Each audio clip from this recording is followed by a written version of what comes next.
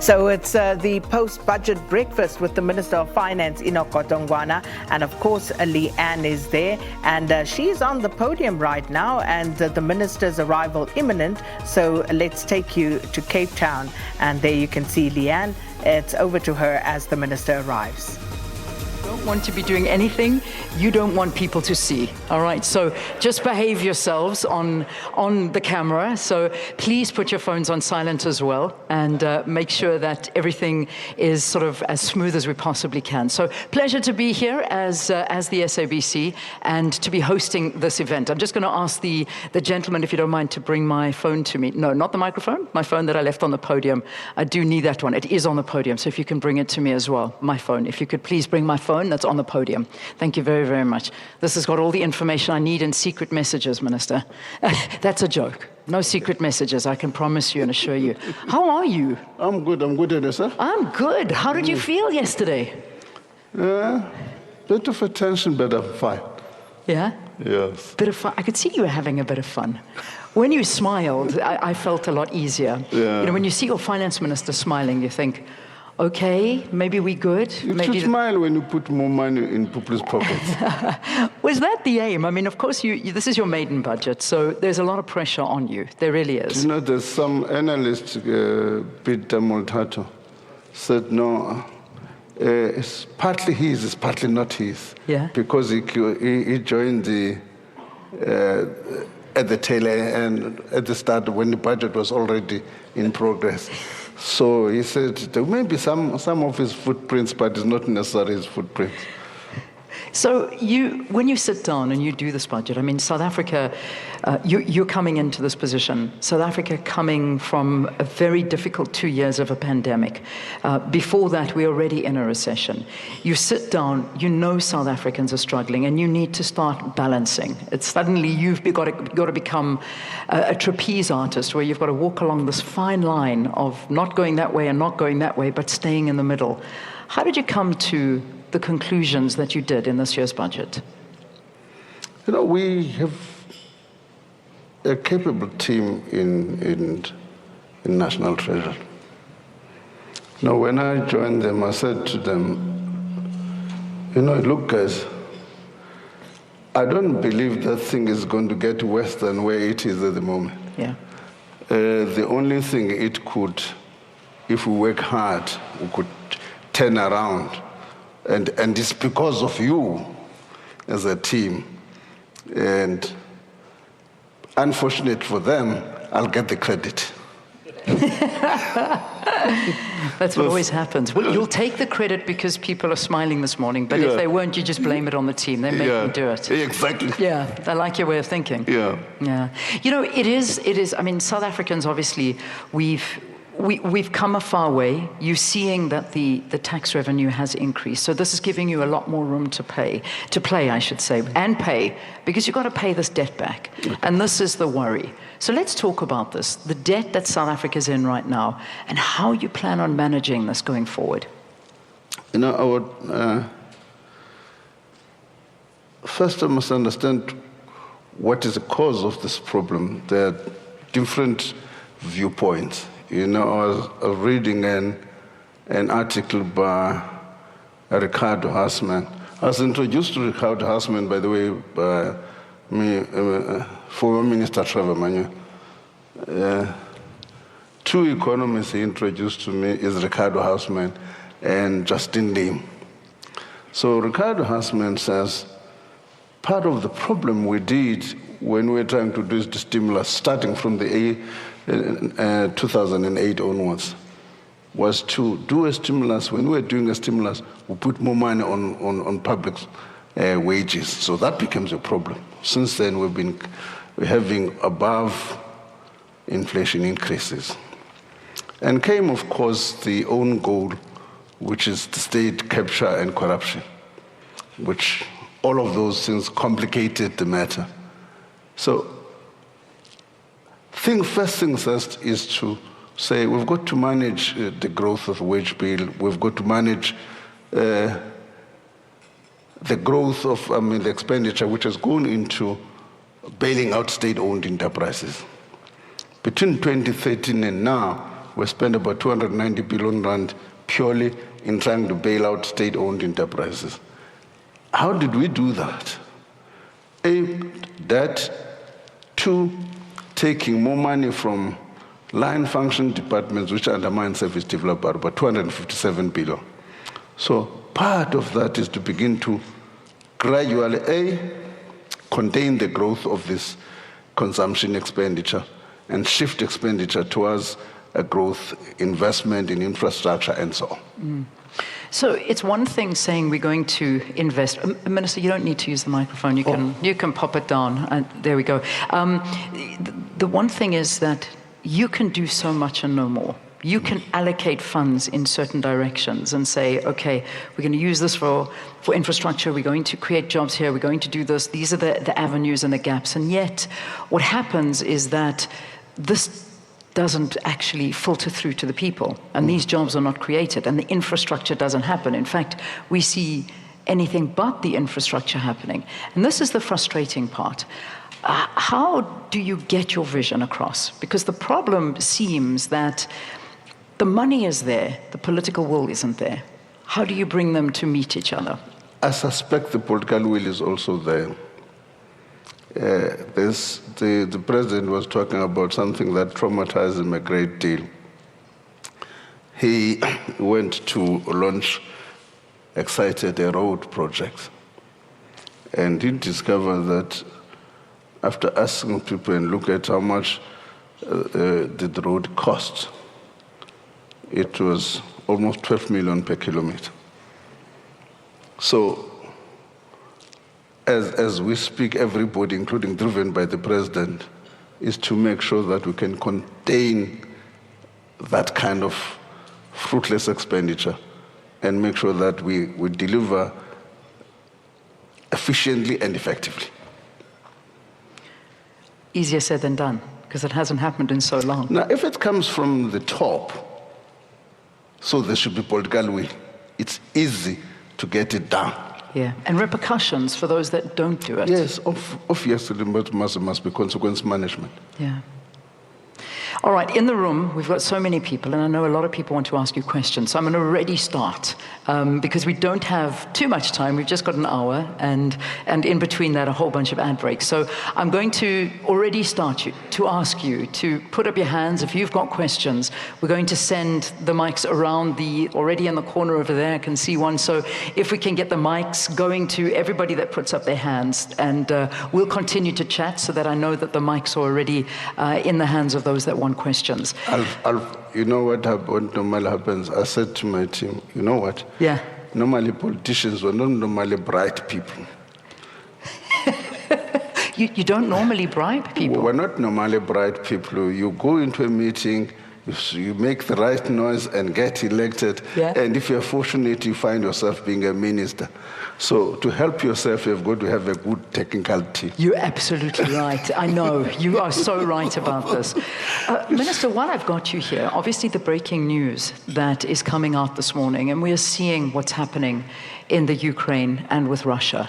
This puts a new angle, I imagine, on all economies around the world and to South Africa as well. We're seeing Brent crude that has now gone through the $100 mark. Financially, is this going to knock us as South Africans? I'm sure you've been thinking about it for a while, but it's hit us by a big surprise this morning that this war has started. I mean, it is good. I mean, so far, my own analysis is that these events offset each other. Right, you've got the price of crude oil going up, which will impact on our fuel prices. But at the same time, you've seen the price of coal and other commodities going up. And as exporters of that, we're likely to benefit from that. So it's difficult at this stage to say which one is likely to be the major impact on us, on our side. Yeah, but it is something that we're watching very closely. We're watching closely. Yeah.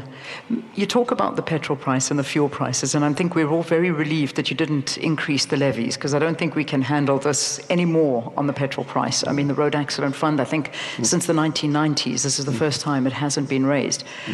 Were you hearing the calls to not only not raise it, but to reduce the taxes? Because even now, with Brent crude going up to the levels that it is, this petrol price is going to keep on soaring. I don't think we as South Africans can afford this.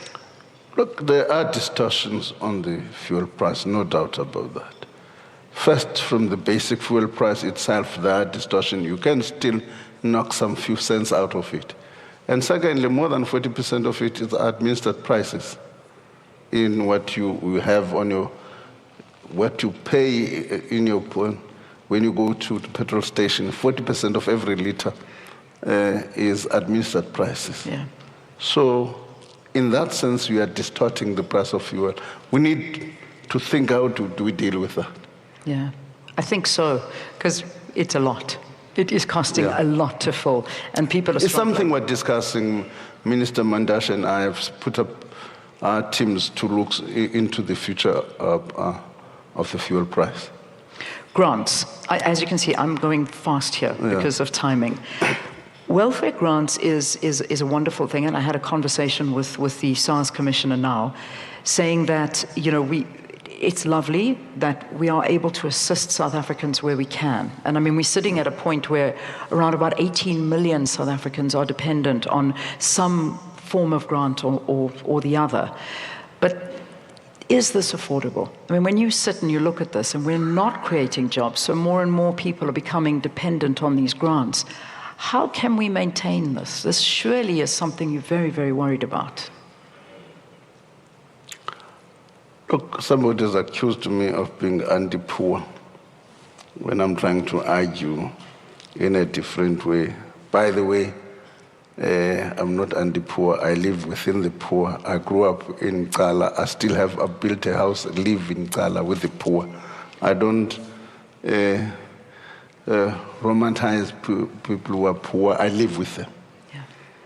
But I don't think it is correct to think that the way you can solve the problem of poor people is through dependence. Now, again, 2 weeks ago, we were discussing with Ricardo Hausman. I'm becoming fascinated with him. He says to me, you know what, you minister, the problem you guys are doing, you have excluded people from the economy. Yeah. We are not focusing on inclusive growth. You have excluded people from the economy, and then what we are doing to compensate for this exclusion is to pay them. Now, is it not, should we not be focusing in including people into the economy? I don't have easy answers to that question. It's an important goal to think about. In the meantime, I accept that there will be those of our society who can't, we take income support as a transition towards an inclusive growth, not make it a permanent feature of our society. That's the first point I want to make. The second point I want to make, we tend to pile up whenever there's a problem. We think of a grant. We've got, for instance, take extended public works. We've got public employment program. We've got community development workers. We've got a whole range of these grants. Every time a problem comes, we think of a new one. I think one of the things we need to be thinking about, if really we're going to provide income support, is it not appropriate to consolidate all of this and say what is the best or optimal way of supporting or providing income support to the vulnerable? Yeah. So those are my 2 points I can make on this issue. Yeah, and a big issue because, I mean, 3% of GDP, about 222 billion rand going into this. It is a lot of money, and every cent that goes towards the vulnerable is showing that the unemployment is high, that infrastructure is not happening. The figure is bigger than that. So what is the figure now accurately? It's bigger than that because what you are looking at is what is called the old age child support grant and so on. That's excluding what we've just added to it now. Yeah, if you add extended public works program, public employment program, the 350 alone is going to cost us 44 billion rand. So if you add all of that, is coming closer to 200 billion rand. Yeah. So this now leaves us at a point where you've got these grants, then you've got SOEs. So you're trying to support these SOEs as well. You look at something like Eskom. We can't function without Eskom. The president said that the government is not the job creator, it is the private sector, but the government creates a conducive environment for business to do business in this country and invest in this country. Without electricity, nobody's going to invest here, which means you need to keep Eskom afloat. That's just one of the state-owned entities of a list that is struggling right now. You are playing hardball with them, I know, but you can't play too hardball because they are the things that make the country function. The problem dates back on if you take the electricity one. In 1998, we said we needed a split. That was a white paper of 70-30% split between public and private on a supply of the electricity. What we did not do was to create a legislative framework which allow the private sector to participate in the electricity supply industry. What has been the outcome of that? We realized that after the outages of 2008, we needed some private sector participation. Then we started in 2010, creating the environment and bringing in IPPs. Now, the effect of that delay is that almost 90% of electricity in the country is still with Eskom, and therefore makes Eskom indispensable. And you can't avoid, then you are forced because of that to do everything to save Eskom. And as a result, from 2008, when we started with the outages, to now, we've got spending most of our efforts and funds in saving Eskom than in making sure that we've got a reliable electricity supply. Those are two different things.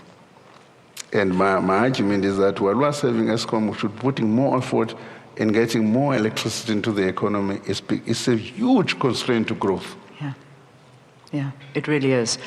I want to go to our first question. We'll continue chatting as we go along, but we have got a room full of incredible minds. So I think, if I remember correctly, our first question was coming from in the corner over there.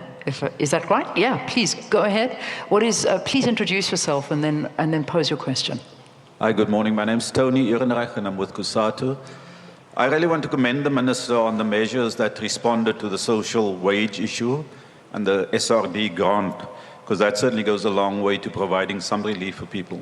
But there's two questions I have on the budget. The first one is, while we're reducing debt, there doesn't seem to be a huge stimulus focus of the budget.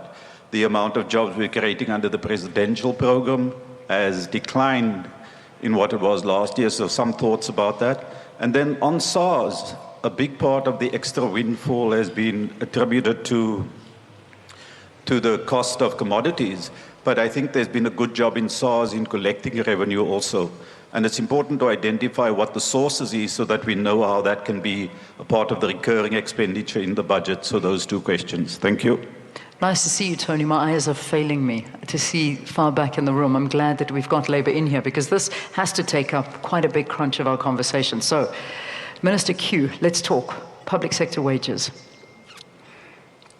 Look, I mean, I don't have an answer as to, if you look at the public sector wages, the argument is, the unions are saying, look, your problem is not headcount. Now, if your problem is not headcount, where is the problem? Then people said, no, your problem is because over the years you've had wage increases which are higher than inflation. Now, how do you resolve that problem? That's a debate we're having with the unions. We've got to resolve that problem because if you can't deal with headcount, then you must get the wage moderation. One of the two must come. Not an easy question. It's not an easy issue to handle it. And part of the problem is that even the bargaining round is upset. We tabled the budget in February. In March, we start the negotiations. So the unions are accusing us, no, you have already decided the outcome up front because you've attached a number. So that also needs one way or the other to be changed. But we are going to have an serious engagement. We've got a 4-day meeting in March, from the 28th to the 31st of March, grappling with this question. Yeah. Because this bill, I mean, if we put numbers to this, it's massive. I mean, over the next 3 years, the remuneration bill will fluctuate 682.5 billion for 2022-23, then drop to 675 billion in 23-24, and then rise to 702 billion in 2024-25. And it's getting bigger because it is good news that there is positions that are being hired. But I mean, this bill is huge, and there's still back payments that are lingering over you. Can we as a state afford something like this? Let me just complicate the matter. There's a constitutional court case. Yes. If that constitutional court case goes against us, that's what we're warning about as a risk in the, I might not have said in the speak, but if you read the budget review, we lift that as a risk. So the possibility is that the amount may be higher than that. Yeah. And it raises also the whole issue of affordability and so on and so on. Yeah. So can the state afford this? If I look at the numbers, I believe we cannot afford it. It's easy to say, let's tax. Even that base is becoming narrow.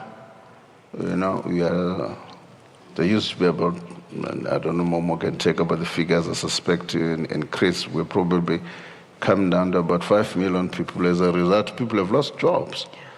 So that base is narrow of personal income tax. Companies that we're supposed to tax are retrenching people, which is a function that they're not profitable. Company tax, you are taxing profitability. So companies are not profitable.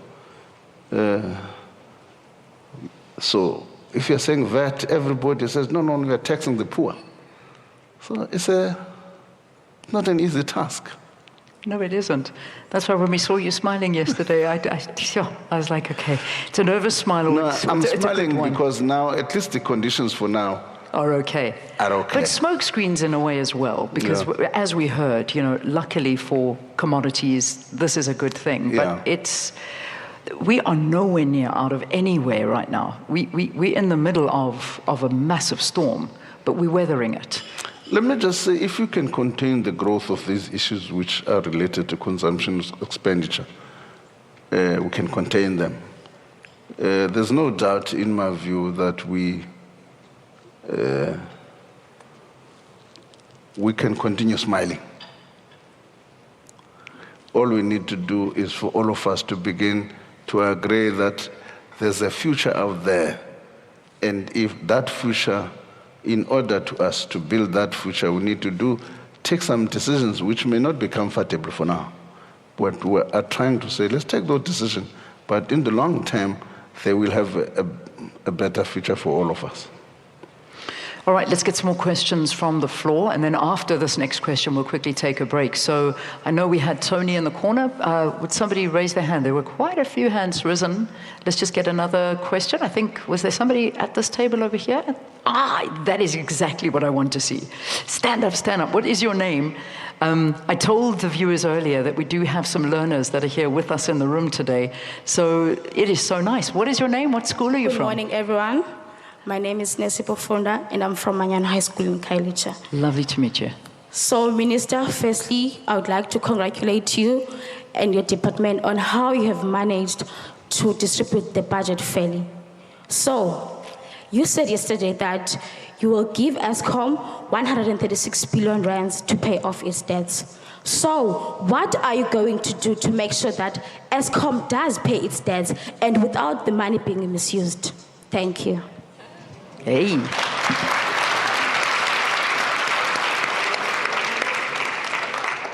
Awucimelanga umbane Eskom eKhayelitsha.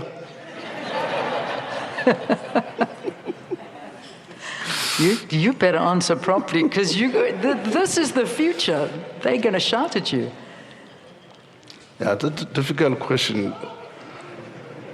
I was in another one last night where Old Mutual and Nedbank were having students. They were also asking me difficult questions. Yeah. That's a difficult question. Not only are we giving them 136 billion, we've already, that one they've taken. There's the 88 billion coming, going to them. The question is, what are we going to do to make sure that Eskom uses this money productively? We don't have load shedding. We don't have a whole range of things. Now, it's a conversation, and maybe because I'm on a public platform here, it's a discussion we're having with the people responsible for running Eskom. That it's important that the money that we get to Eskom, we must realize value from it. Right? The CSIR has done some studying of how much damage to the economy the load shedding has done. The study says it's 338 billion rand. I can't remember from what period. You can remind me, viewer, I don't know from what period. But of that, 35% of that damage was only last year. 120 billion rand. So something needs to be done about making sure that Eskom does the right thing. Because it seems to me we're not better off than we were in 2008 when we first started with the outages. Yeah. So Eskom, we've got to concentrate on getting Eskom to do the right thing, but we've got to make sure that there are other players in the system. In the absence of that, we will continually be held at ransom by Eskom. All right, we need to take a break. We'll continue to take some more questions from the audience, and I'm hoping that we'll hear a bit more from our learners in the room, particularly about education, because that's taken a big chunk of the budget. It always is. That's the big portion that goes to education. But are we seeing the results of all that money going into education? I think I know the answer, but we'll ask the minister and get some comments from the floor after this.